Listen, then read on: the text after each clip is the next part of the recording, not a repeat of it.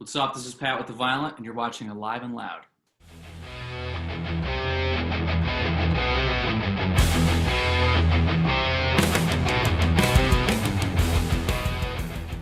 Pat, what's going on, man? Hey, buddy. So Nothing crazy. we're here with Pat from The Violent, and he is the drummer for the project. I want to thank you so much for taking the time out of your busy schedule mid-quarantine to hang out with us. And Yes, sir. I'm actually in an official quarantine as well. I'm up in New York State, so we have 36 states on our list that are kind of blacklisted, and I was just down in Nashville for a recording session, and I'm kind of wrapping up my 2 weeks of being locked away, so I'm excited to reemerge into society and get this over with. Yeah, I bet, man. So especially in the summer. Yeah, I bet things are kind of crazy up there in New York right now, right? I don't know. It's people, in my town. I live in Saratoga Springs. It's a pretty chill, quiet town, horse track racing town. People are still doing their thing, but I think, it already hit here early on. So we're kind of coming out of it. And it's just, if you want to leave the state right now, it's a terrible time to leave the state, which I go crazy if I'm in one place for more than a couple of weeks anyway. So I'm like, where can I go? Where can I travel to right now that I'm not going to get like a $2,000 fine? I went down to Georgia not long ago before like everything kind of exploded. I have some friends that are in a band down there called Seven Stones. Cool. Those guys are really sick, man. I met them at a Tremonti show actually in Nashville. Are they opening up? No, they were just there watching the show, and I was taking photos in the pit. Cool. And this guy tapped me on the shoulder. He's like, "Man, you're so lucky. You get to be that close to Mark." And I'm like, "Man, like, it's a pretty cool gig. I'm not gonna lie, Absolutely. And so the best thing about music is that it bonds a lot of people, and we just kind of kept in touch over the years, and those dudes have become really cool. So it's really cool to see how music really can bring people together, especially under circumstances like what we're dealing with right now with COVID. Absolutely, man. So I wanted to ask right off the bat, how did The Violent come about?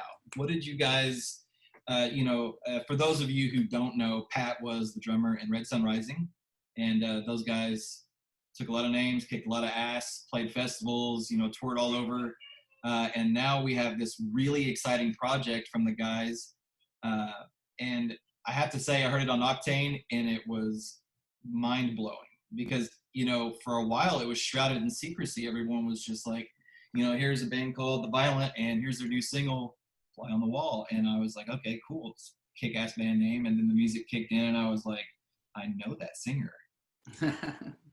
And I was like, I'm not going to say anything. I'm not going to say anything. And I kept hearing it on Octane. And then finally I was like, I need to message this band. I just have to know if I'm either crazy or if someone's just trying to copy Mike. And sure enough, not long after, you guys released that interview. Was great, and revealed yourselves, and we couldn't have been happier to see your faces. But kind of explain like what you guys are shifting gears into this new. It's kind of a new sound, if I'm not wrong. Sure, it definitely is supposed to be. It's definitely an evolution. But yeah, man, I'll take it from here on that. Red Sun Rising was kind of coming to an end, and that kind of slowly was reaching that point to where we were like, all right, I think it's time to hang it up as this group. And, Mike, Dave, and I, we've always been super solid. I've known Dave for probably 15 years, and I've known Mike for easily 10. And, we've always started as friends before we were bandmates. Dave and I were in another project together in North Carolina. I don't know how much you know about this, but we were in a project together, which led to us touring with Red Sun Rising. We're taking it way back here. The Red Sun Rising ends, and we're like absolutely ready to keep it going. Like when that started to fizzle out, we were already getting antsy, and we were doing acoustic shows. We were doing, Mike Prodig solo acoustic shows, and then Dave and I were backing him up, and we were playing some Red Sun Rising. We were doing covers. We were playing new material, and we were just ready to hit the ground running and not let up. There was never a point where we were saying, it's a time to hang this thing up. It was like, all right, this project's done. It doesn't mean that our music career has to be over. It doesn't mean that we didn't make it. It's just, it's just a part of life. And we started going down to Nashville, which ironically is where you and I ran into each other at the Red Door Saloon, I guess, which is one of our haunts. But that's a great spot. It's a great spot for sure. Shout out to Red Door. Yeah, Red Door. What's going on? anyways, we started going down to Nashville. Our producer lives down there, and started recording. And it was a little bit different because instead of us going to the studio with completed songs where we're like, let's get this done in 5 days. We know exactly what we're going to play. We know exactly what's going to happen. Let's get this done. Let's not waste any money. This process has been a little different because we were coming to the studio with shells of songs. Mike writes most of the material, and he usually writes with an acoustic guitar and vocal melodies and lyrics. So that's as far as the songs were developed, and we had to go in and kind of find our new sound. Like you said, it's definitely a new sound. We had to find that together, and we had to get a feel with the producer, and the four of us kind of had to discover the sound at once. And there was a couple of times that we would pivot and we'd go down this path with a song and then be like, hey, let's take it back here after a few weeks of listening to it. So we kind of had to steer our direction and work our way through these songs. And now that COVID hit and everything, we've all been at home. Everybody lives in a different state. Mike's in Chicago, Dave's in Pennsylvania, I'm in New York. We've had to, I've had to learn how to record drums. I've never been able to record myself. We've all had to learn how to do that so we can work remotely, and that's been a blessing. And here we are now, man. I mean, we unrolled the project in a unique way. We had to think outside of the box, and how can you really make any noise right now? And first of all, everybody's doing a live stream right now. Everyone's doing the same thing. Like all these bands that are used to touring, they've had to pivot. Yep. And we weren't touring yet, so we had an opportunity to kind of create a unique buzz, and it's been spectacular. And I think everyone's happy with how that's gone, and I think it really got us a nice buzz early on. Yeah, for sure. I definitely have to say, you guys, kind of to piggyback off that right there, that response is the most unique way to do things. You guys definitely achieved that, by how you chose to remain kind of incognito for a while and just kind of make it about the music first. Yep. And I feel like that's lost on a lot of people is, they're so focused on who they are and not what they represent. With the music, they want to tell people a story. They want to be able to take the stage without having to take the stage. And I feel like that's something that you really nailed on this one because, everyone that was listening to the single was kind of just like so engrossed with it. And they were kind of focused on, who are these guys? Because Mike is such a prolific and, that voice is just uncanny. Yeah, but it totally soon became, after trying to figure out who you all were, it became, well, how do we hear more? Because I looked at all different pages on Facebook and socials, and you started to kind of see it fade out where people were wondering who you were, and they were like, when can we hear more? And I feel like you guys really achieved something big in that aspect that not a lot of people can do, just because whenever you're kind of concerned about who people are and what they're about, it kind of takes away from the music. And sure. I feel like you guys really understood that and embraced it, and it really paid off well.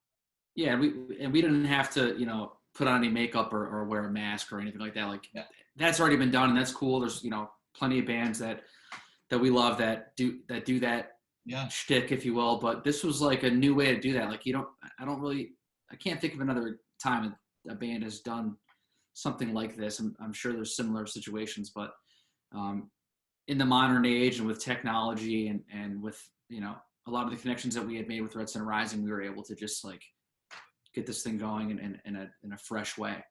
Absolutely. And just to kind of touch base on that one more time with Red Sun Rising, I actually met you guys in Louisville a couple of years ago when you guys opened for Three Doors Down. Okay. And I met you through Dave. Yep. And we were Facebook friends for a while, and we just kind of were talking back and forth, just really like casual. And I was, man, I love you guys. And, I was picking things apart about music that I just really love, like how you play drums and how you play guitar, how Mike would perform. And I actually wasn't able to shoot that show. I had injured my hand. And he was like, you know what, man, like I still want to meet you. Please come to the show. I'll leave you a ticket. Yep. And that spoke volumes about the character of you guys. And it was like, you didn't have to do it, but you did it anyway. It paid off. You made a lifelong friend and a fan of the music. And excuse me.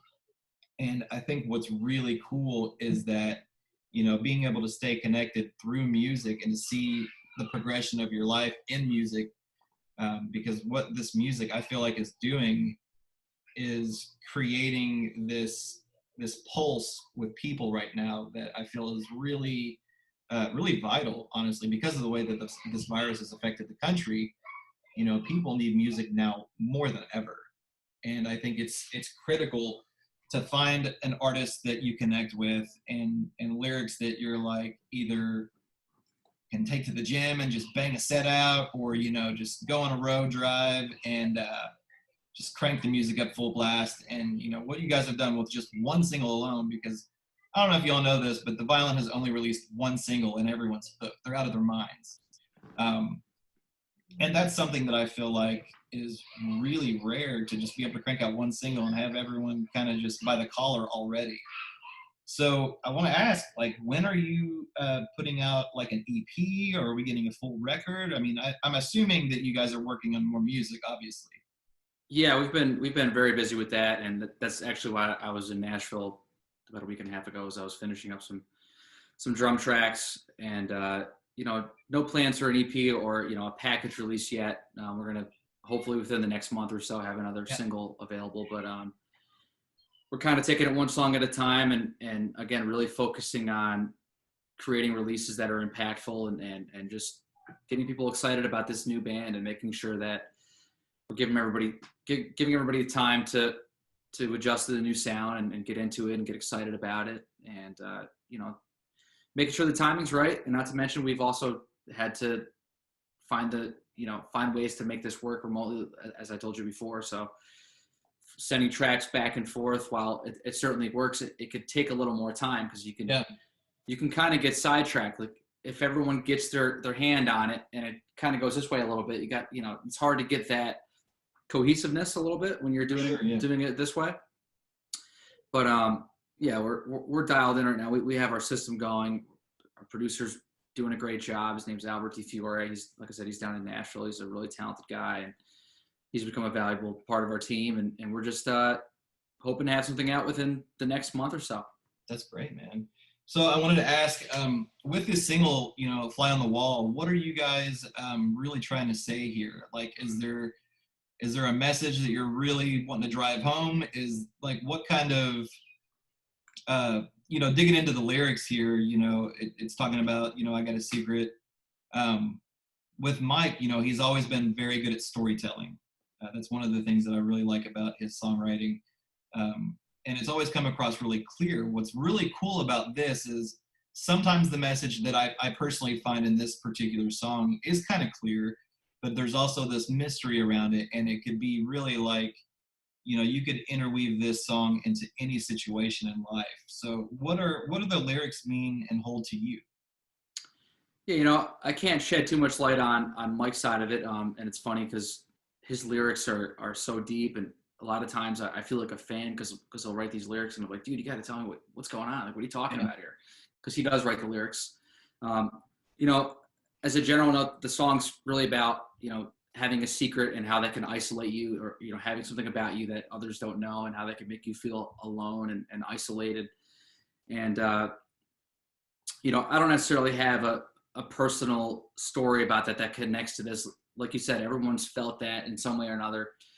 It's kind of a broad interpretation.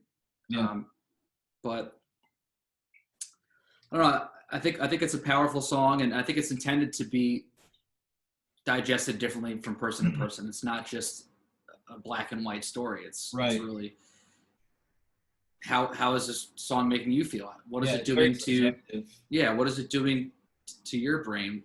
What thoughts are coming up? What experiences are you drawing from hearing the lyrics and from hearing the vibe? And ironically, also the whole secret behind us releasing the band, that's not a secret that's causing me any physical discomfort or making me anxious or anything. But so that's a different kind of secret. But it was kind of ironic that there was also a secret that we were in this band, we were building this thing up. So it all kind of tied in. It ties in with the name, The Violent, the band name, which we can discuss. Most people always want to talk about the band name, of course. So I can elaborate on that if you wanted to. But it's all connected, man, and it's intended to be read however you read it, based on your Yeah, own and I experiences. feel like it couldn't have, the lyrics couldn't have hit at a better time. With this isolation that we're all feeling. The lyrics, how it says, how if you've ever been so alone in your life, and I feel like a lot of people really do. And lyrics don't always have to bring people down, like some of the sad songs and country music and stuff like that do. You're listening to it and you're like, do I need to have a beer or do I need to go for a long walk? Yeah. But I feel like music like this, because it's scientifically proven that rock music is therapeutic. It's just science. I don't make this stuff up. And I Agreed. feel like, discussing lyrics like that on that kind of the subject during this time are really like helpful for people, because they're like, hey, I'm not the only one feeling this. You know, there's other people out there who feel this. When you put pen to paper, this is the song you get. And I feel like this could not have come at a better time in everyone's lives across the world to hear a song like this. So I think job well done for sure on that, especially, whether it was intended or whether it just happened naturally. I think that the release of this single really hits home for a lot of people. I know it does for me. Yeah. As I'd be crazy not to say I don't deal with anxiety, because I do. I think a lot of us do in our own way. And to give it daylight and to kind of shed some humanness on that, with music, it brings out the best in people. And I feel like lyrics like this really do bring the best out of people, because they feel that they can talk about the subject material and know that they're not alone. And I think you guys Sure. did well on that. Yeah, I mean, this song, we had hoped to release it in January, which I think if it would have been released in January, it would have been a whole different experience. Like the timing Definitely. that came together on the song ended up being pretty interesting. So that's always funny how that happens, man. It's like For sure. you release a song into the world and you just don't know what's going to happen. You don't know how it's going to be received, and just because of all the things that were going on and the timing in our country, in our world, I think people connected with it. So Definitely. And I want to say, man, you on the drums on this project, like really, like I can hear your fills, I can hear everything like crystal clear. So job well done, especially on the producing side of this, because the way it was mixed, everything came across really well, very clear. yeah, How, man, how thank do you you. feel, drumming on this project now, with a fresh perspective, fresh set of eyes, and open minds on this? Like, I can tell that you're really in it, because it relates in the music. So how was the process of recording this song? Man, it's been a little different because with Red Sun Rising, I came in late. That band, I think they formed in 2007. So I joined in 2015. So Yeah, they had 6 or 7 drummers before me and a whole catalog of music. And that's just different. I mean, I've played in bands that I started, and I've played in bands that I've joined, and it's completely different. It's just like, it's night and day. And having this project that I'm building from the ground up, that's mine with, Dave and I, it's ours together. yeah, It's a fresh start, and drawing on all the experiences that we've had with Red Sun Rising and everything that we've learned and all the mistakes we've made and all the good things that we've done. We were able to go back to the drawing board and start fresh. But for me, like the drumming in particular, it's really fresh because it's a 3-piece band. There's a lot more space, and I think that the drum beats almost have, and I think you'll hear this as more music comes out. There's almost an urban flavor to it. Like, I'm not, without getting too technical here, most rock bands, you're riding the crash cymbal every chorus. How big can we get? yeah. And these drum are subdued, and they're just like, I'm just right there, just driving the song. And again, I think if you really listen closely to some of the background noises and some of the production and some of the drumming, it could easily be copied and pasted into a rap song, and it would work. It's a very similar vibe with some rock flavor, Yeah, the rock definitely. drum fills. And so, and again, that kind of happened, I don't want to say by accident, but that kind of happened with us hashing it out in the studio early on and finding our sound. And as one thing's happening, you're starting to hear that urban flavor, and it's like, okay, maybe I'll bring that, balance that with the drum beat here. And the next thing you know, we found our sound. So that's been nice. Like I said in the beginning of this interview, man, I feel like this is definitely a really cool sound. I was letting all the people up here in Kentucky know about it. Thank you. and I was like, man, you guys have got to check this out. I think this is something different. This is something fresh. I think it needs to be heard. And they were like, all right, well, play it. You got different taste in music than we do. Everybody up here, country, Bible Belt. Country. I'm Oh telling yeah. you, man. Oh, all about that. And it's different for a lot of the ears up here. But whenever I get in my circle of friends and I'm like, sit down and really dissect, like digest this music for what it is. And they were just listening. You watch somebody. It's like when you show them a new song and they're like, man, this better be good, Yeah. And then they check it out and then they're looking at you like, okay. All right. Oh, okay. All right. Okay. I see what you're doing here. And then I'm like, really listen to the drums. And they're like, okay, on the first chorus, listen to the drums. And I'm like, okay, now listen to how this is building. They're like, well, where's it going? I'm like, gotta listen. And then, that song just hits the chorus on the second time. And I don't know what it is about when the chorus goes in on the second time. But there's just this ambience of it that really, really draws you in, and it keeps people hooked. And I was looking at my friend Brad, and I was like, see what I mean? And he's like, dude, yeah, this is unlike anything I've heard. That's definitely the goal, man. I think as artists, we want to be especially unique with this project in particular. That's one thing we've learned. And that's, all my favorite bands were kind of pioneers of their sound and brought something really fresh to the table. And I think rock music in a lot of ways is kind of in a rut, and people are scared to try new sounds and to break barriers and break rules. And we're not afraid to take some risks and mix up some different elements into our sound. So far it's working out good. That's what rock's all about. Yeah, you got to challenge the mold, man. And I wish more artists would do that, but for sure. So it's tough. Kind of touching on that, who would you say that this project with the Violent, who is the Violent influenced by? It's so funny because when you ask me that, like, I don't really have an answer for you. I can't tell you a band that I think we identify with. We have our obvious influences that are still there. You could still hear some of the Tool. You could hear some of the Perfect Circle vibes. But I caught a lot of like some Judith vibes in this. Just the way that everything was kind of layered in there.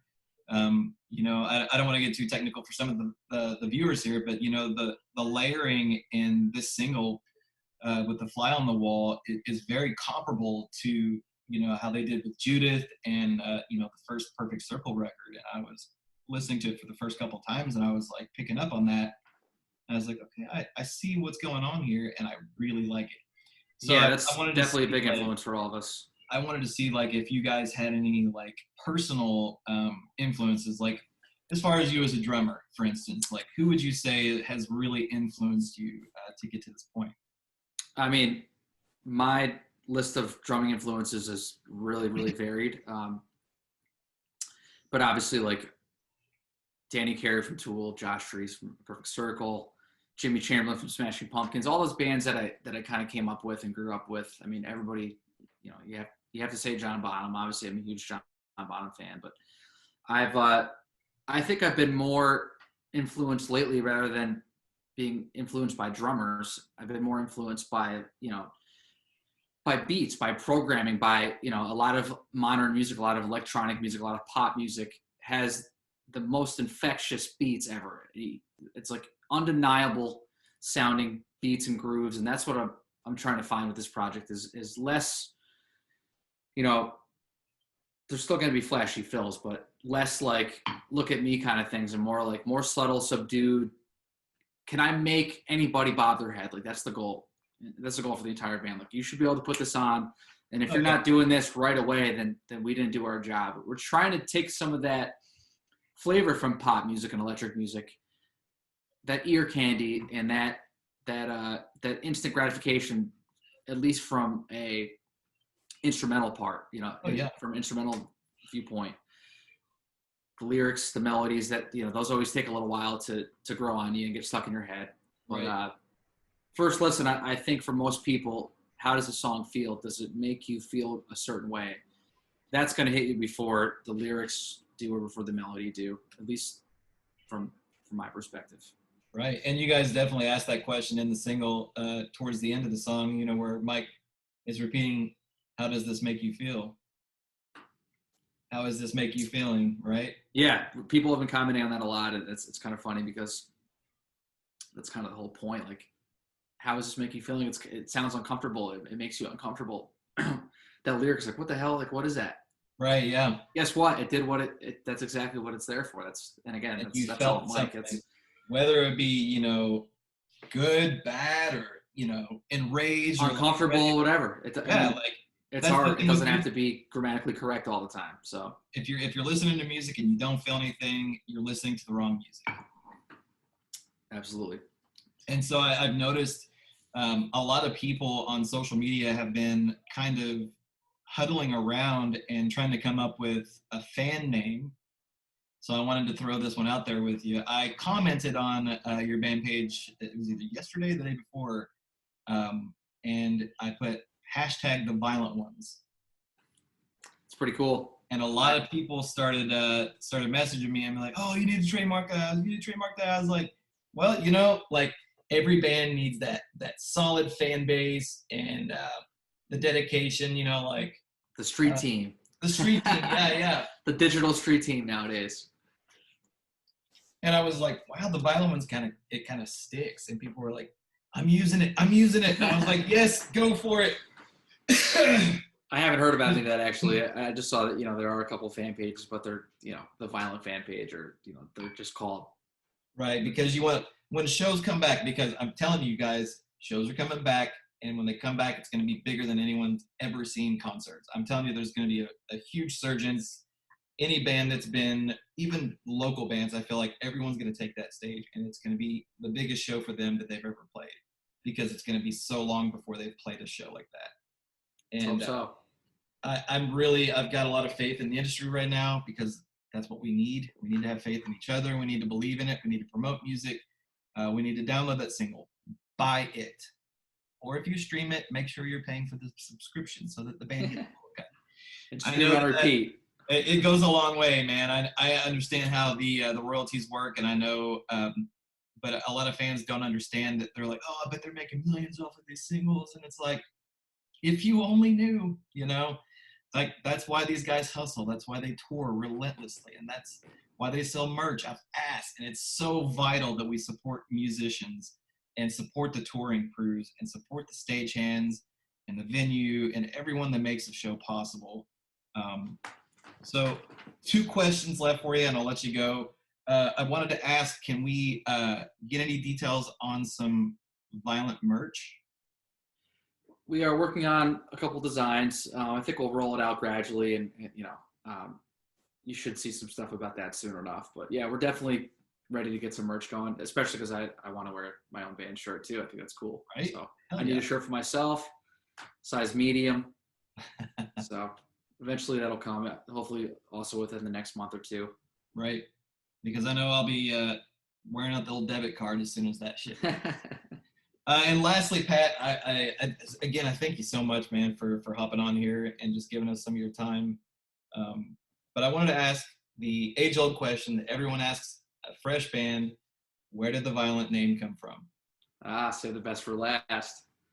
The violent band name, to put it simply, it's pretty much a creative release of negative energy, negative thoughts. A lot of people hear the word violent and they assume physical violence, and I think the average person takes that word and goes there with it. But to me, I mean, anything violent, being betrayed is violent, being lied to, anything that kind of shakes you to your core can be a violent emotion and could be violent to your psyche. And especially for Mike's lyrics, he's always written really dark lyrics. And speaking of that, a Perfect Circle influence, that Tool influence, the lyrics are never bubblegum or super like happy. Yeah. Even if the song sounds happy, the lyrics always have a dark edge to them. So this is really channeling that emotion and just getting those feelings out, getting those negative emotions out. And there were a lot of negative emotions that came with a band of 12, 13 years breaking up. So I think that has led a lot of the initial lyrics, and subtle as they may be, they're there. So take them how you will. And we're going to continue to use this as a creative resource to get those feelings out, get those get those negative vibes out. Absolutely, man. And that I couldn't think of a better way to describe it, because people really they like to put emotions and words in a box and just take them literally and never really explore like the meaning of things. And I think that that just goes to show your true artistry is how you interpret the violent. A lot of people would look at it and be like, "Oh yeah, they're gonna be heavy metal," or "This is gonna be sick," and it is. It's just not heavy metal. It is its own thing. I think that it is creatively awesome. I think what you guys are doing is just the tip of the iceberg for this band. And I know we cannot wait to see you guys on a stage rocking out and, grab another couple brewskis down in Nashville, maybe. Okay. Um, Dude, trust me, I'm ready. I'll see you at the Red Door. Dude, Ready. I think I'm only about an hour and 10, 15 minutes away. The best part about Kentucky is where I'm at specifically is Owensboro, Kentucky. So we're a barbecue family, and there's so much barbecue here. Bring yourselves here first. Yep. Before we go to Nashville, just come to Owensboro because we don't get a lot of rock concerts. We've started to get a few. But I'm like right in between Louisville, Lexington, Nashville. Nice. Right in the middle of some action right there. I definitely am. So as soon as you guys get your asses down here, we'll go grab a drink or two and maybe lose count, grab some food, and just rehash some old good times. It's my kind of day, man. Sign me up. I'm ready. Well, Pat, thank you very much for taking time to talk to us here at Alive and Loud. I want to thank everybody for watching. You can look for more content as soon as we get some more artists. I know there's a few people lined up, and you're going to be really pumped to see it. I cannot wait to talk to everybody very soon. Thank you so much, Pat. Thank everybody, you, Pat from the Wild, thank you so much. See you guys soon.